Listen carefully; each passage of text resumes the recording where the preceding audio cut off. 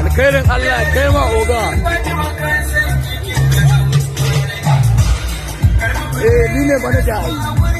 kai ka kana mu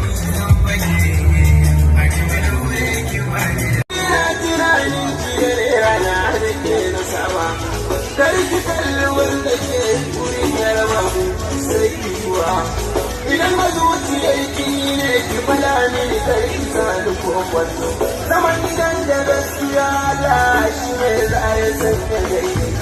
in ki wasan a rayuwa wata rana za mu kaddama shi yau da gaske ya ke fa babu shakka zan bar da yan adawa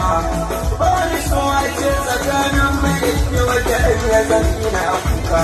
ko a ce ya zan ina kuka ni na san gidan da kauna soyayya aibata gujewa yin wuri ya so da zura domin shi ake kira yawa